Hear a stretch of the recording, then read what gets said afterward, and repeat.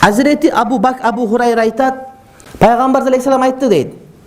Менин мурасқорлорум динарды же дирхамды бөлүп алышпайт мен аркаман дейт. Анткени мен аркаман бөлүп ала турган тыйын калбайт. Эгер тыйын калса дагы алардын ба садака болот деди. Ма таракту ба'да нафакати нисаи ва му'нати амили фа хува садакатун. Менин өзүмдүн аялдарыма боло турган рызкысы жана менин ордума иштей тургандардын рызкысынан ашканынын бардыгы бул садака деди. Тагыраак айтканда пайгамбар артасына садака кылып алынган жерден ошондон аялдары рызкы кылып жеп турчу.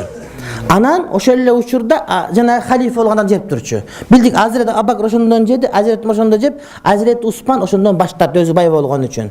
Демек ошол жанагы Азирет пайгамбар аялдар жеп турган рызкысын алып турчу, бардыгын эмес. Анан ашкандары мусулмандарга садака болуп таратылып кетип турчу, урматтуу бир туугандар. Мына ушундай тартип менен кетип турган. Азирети Умар, Азирет Усман, Азирети Мурванга бөлүп берген, Мирванга. Ошолордун колунда болуп туруп келди качан Умар ибн Абдулазизге чейин. Умар ибн Абдулазиз ошону кайра эмеге бюджетке жалпы эсепке кайтарып, ошону менен жалпы үлүшкө кирип кетти.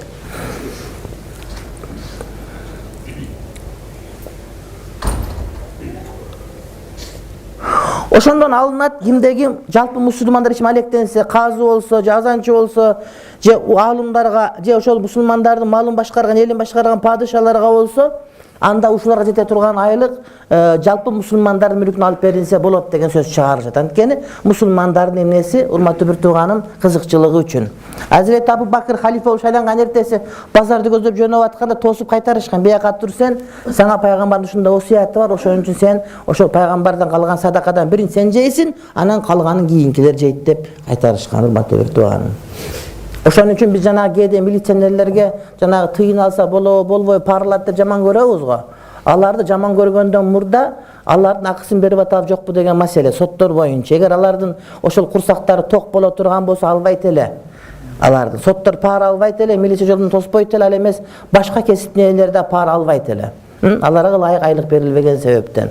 Демек саясат ушундай болуш керек. Ошолорго жете турган тамак аш боло турган, балдардын окуу жете турган, кийинге жете турган тыйын берилгенден кийин, ошондон кийин булар парыла турган болсо, ошондон да буларга шарият боюнча балким чоң жаза колдонулат. Ага чейин эмне урматтуу бир тууганым, анчалык жаза берилбейт. Азирет Умардын убагында адамдар эмне ууру көбөйүп кеткенде биринин да колун кескен жери жок. Анткени ушуларды уурулук кылбай кое турган шарт жагдай жаратып бере алган жокпуз деп күнөөнү өзүнө алды да.